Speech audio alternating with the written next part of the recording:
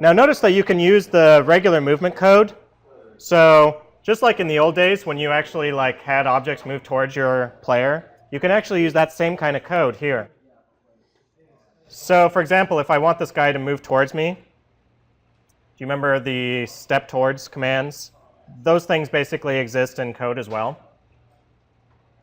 So what I'm going to do is I'm going to run one of those. It turns out that going around walls is something that requires motion planning because it's got to figure out what the path is. So MP is where the old drag and drop command is, which was going around walls. And it's called MP potential step. And you can check against particular objects, or you can check against all objects. I'm going to have him, let's see, maybe I'll try MP potential step object and have him avoid wall basics. So the X position is going to be the player dot X, comma, the Y is going to be the player dot Y, comma, let's see, now I need to know his speed. 3, I don't know. That's probably too fast, actually. 2. And then the object. I'm avoiding wall basic. Let's see how that works out. I'm sure that's right. I never make mistakes, right? Ah! Get away from me. Ah! Get away from me. Ah! Run! Run, you foolish player. Yeah, he's perhaps too fast. Or maybe I should make my player faster. Keep in mind, the number of pixels we're playing with is pretty small here. I mean, this is, what, 32 pixels? If he's moving at a speed of 1, he's going to cross that in 1 second. So he doesn't necessarily need to be terribly fast.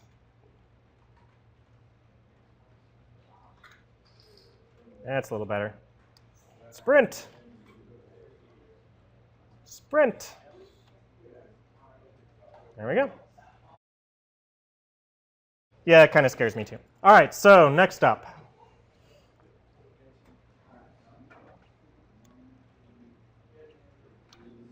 Shooting. So for shooting, the idea with this is we're actually going to create something called an overlay. We're basically going to switch from the 3-dimensional view back to a 2-dimensional view after everything in the 3-dimensional view is drawn, and then basically draw over the top of that. So that's called an orthogonal projection. So after we've drawn everything that we're going to do for the 3-dimensional room, so all the objects, all the walls, that kind of stuff, the last thing we want to do is we want to draw anything that goes over the top. So in this case, I'm going to use this sprite shotgun sprite. I don't condone violence, blah, blah, blah. And the other thing is, if I'm going to draw a health bar, that also would need to go here.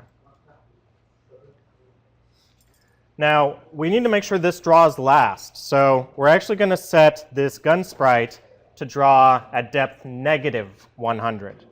So the player draws first at depth 100. So he sets up the camera so that the 3-dimensional view is drawn correctly. All the rest of our stuff is drawn at depth 0. And then at depth -100 is when the gun itself is going to draw. So it's going to switch from 3D to 2D, draw that, and then we're done. All right, so I should load in that sprite. So that's actually in the resources in the README. Let's see, GameMaker 1, no.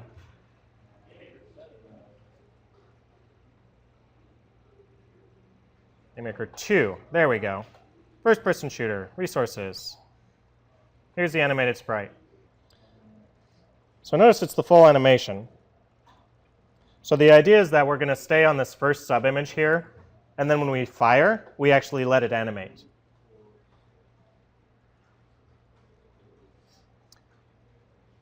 So I'm going to create an object, and I'm going to give it that sprite.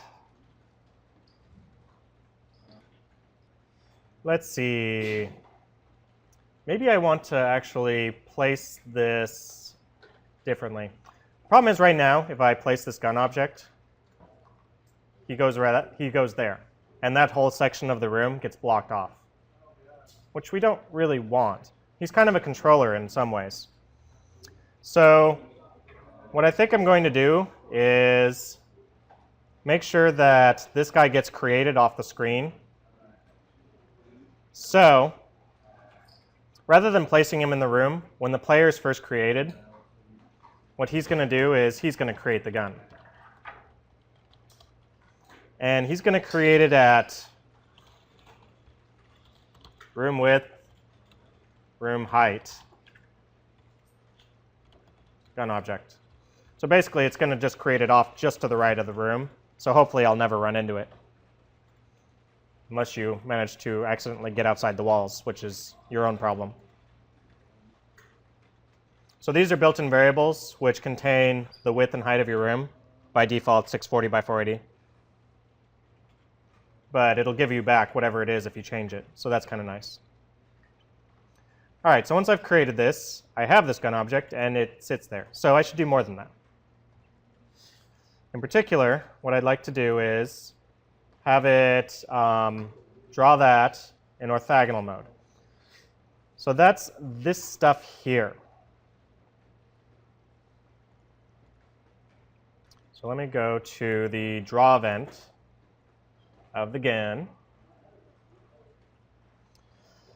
All right, so what are these things doing? Well, suddenly I realized I should rename my sprite something other than sprite 9. Let me do that because I'm OCD like that. This is the gun sprite. I feel better now. OK, we can continue. And this is going to be the gun sprite. So first thing in here, the D3D set projection orthographic changes it back to two-dimensional view. We're going to get the X and Y position and where we want the orthogonal view to start, which is the upper left of the room. And then we do 640 by 480, which is the lower right of your room. If you really want to, what you can do is you could also do room width here and room height, so that if your room ever changes, it'll automatically change it to that. You can actually change the angle of this projection. That's kind of weird. Maybe we'll play with that later on. We're going to set hidden back to false, so we draw over the top of things. And then we're basically drawing the gun sprite over the. This is actually the normal way you would draw sprites in GameMaker. So like you would draw the regular two-dimensional sprites, because we're drawing a two-dimensional over the top. So things we're doing here, we're saying which sprite it is. It's the gun sprite. Subimage. -1 is a special value, which is whatever the current animated frame is. I could equally say image index there. Where I want it to draw, this is the X and Y position. How much to scale it? So we're actually doubling the size of it. Well, that's interesting. This is how much to rotate it. So we're rotating it 0 degrees, which means we're not rotating it. Drawing it in white, and it's totally opaque. Alpha is usually how transparent something is. So 0.5 would be partially transparent. 1 is you can't see through it at all. We set hidden back to true. And then the next time that we draw things, keep in mind that the player is the first thing to draw.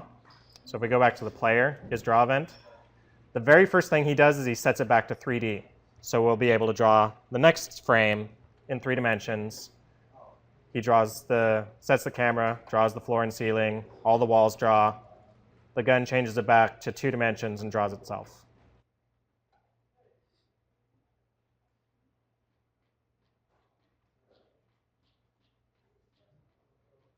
Whee! OK, so we should do something about that animation. But there it is. It's drawing on the screen. In particular, I think what I'm going to do is I'm going to set the image speed to 0 when we first start, so it's not animated.